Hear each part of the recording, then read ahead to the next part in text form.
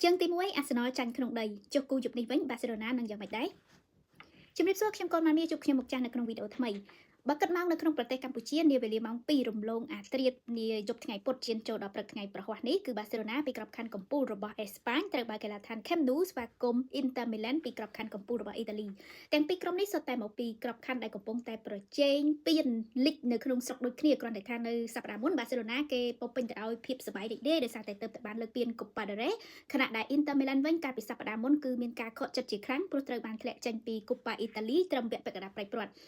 គូនេះគឺគួរឲ្យចាប់អារម្មណ៍មែនទែនព្រោះថាពួកគេសុទ្ធតែធ្លាប់លើកពាន Champions League ដូចគ្នាគ្រាន់តែថាខកខានលើកពាននេះក៏ក្នុងរយៈពេលយូរក្រៅដូចគ្នាផងដែរ Barcelona គឺជាជើងឯក Champions League 5សម័យកាលដោយលើកចុងក្រោយគឺលើកពាននៅក្នុងឆ្នាំ2015ខណៈដែល Inter Milan គឺជាជើងឯក3សម័យកាលហើយលើកចុងក្រោយគឺលើកពាននៅក្នុងឆ្នាំ2010យើងមកពីប្រវត្តិជួបគ្នានៃក្រុមទាំងពីរ Barcelona ហើយនិង Inter Milan ធ្លាប់ជួបគ្នាដល់ទៅ12ដងឯណោះនៅ UEFA Champions League ដោយក្នុងនោះ Barcelona មានឈ្នះចំនួន6ដង Inter Milan ឈ្នះបានតែ2ដងទេហើយ4ដងទៀតគឺពួកគេទាំងពីរស្មើគ្នាជំនួបលើកចុងក្រោយដែលទាំងពីរក្រុមនេះបានជួបគ្នាគឺនៅក្នុងវគ្គក្នុងពូលកាលពី Champions League រដូវកាល2022-2023ដោយពេលនោះគឺជើងទី1 Inter Milan ឈ្នះហើយជើងទី2គឺពួកគេមានលទ្ធផលស្មើគ្នាចំពោះដំណើរការឡើងមកដល់វគ្គពាក់កណ្ដាលប្រៃព្រាត់នេះទាំងពីរក្រុមហាក់ដូចជាមិនសូវលំបាកលំបិនពេកទេតម្រាំទៅដល់ឡើងមកដល់វគ្គនេះពលគឺសម្រាប់ Barcelona គេកំពូលតារាងតាំងពីក្នុងវគ្គ League Stage ហើយ Inter Milan វិញគឺបានបញ្ចប់នៅលេខរៀងទី4ដូច្នេះគឺមិនមានការទាត់ជំរុះអ្វីនោះឡើយ Barcelona បានយកឈ្នះងាយៗទៅលើ Benfica កាលពីវគ្គ16ក្រុមហើយនៅក្នុងវគ្គ8ក្រុមក៏បានបន្តឈ្នះទៅលើ Borussia Dortmund ក្នុងលទ្ធផលសរុបទាំងពីរជើង5-3ទោះបីជាឈ្នះជើងទី1ចាញ់ជើងទី2ក៏ដោយចំណែកឯ Inter Milan វិញកាលពីវគ្គ16ក្រុមបានយកឈ្នះទៅលើ Feyenoord ដោយសាមញ្ញហើយលុះឈានចូលដល់វគ្គ8ក្រុមគឺបុកពុះមែនទែនព្រោះថា Inter Milan បានទម្លាក់ Bayern Munich នឹងទាំងលំបាកលំបិនដែរ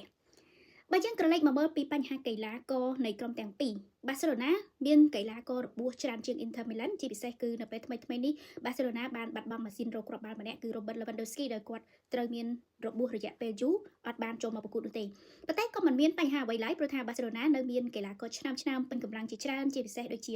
Rafinha ដែលកំពុងតែប្រជែងស្បែកជើងមាសនៅ Champions League គឺអាចចូលលេងបានធម្មតាអមដោយកីឡាករក្មេងៗកំពូលល្បឿនផ្សេងទៀតនៅតំបន់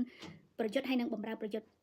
ចំណែកឯខាង Inter Milan វិញ Lautaro Martinez គឺជាតួអង្គសំខាន់នៅក្នុងការរកគ្រាប់បាល់អមដោយកីឡាករនៅក្នុងប្រព័ន្ធបម្រើមានច្រើនអញ្ចឹងទម្រង់លេងរបស់ក្រុមទាំងពីរជុំនេះមើលទៅដូចជាអាចពិបាកទម្លុះគ្នាដែរទោះបីជា Barcelona គឺត្រៀមប្រយុទ្ធច្រើនត្រៀមរកគ្រាប់បាល់បានច្រើនប៉ុន្តែ Inter Milan នឹងហាក់ដូចជាត្រៀមការពារខាងដែរទាំងពីរក្រុមនេះខ្ញុំហាក់ដូចជាមានការសង្ស័យថាអាចស្មើគ្នាក្នុងការប្រកួតជុំនេះ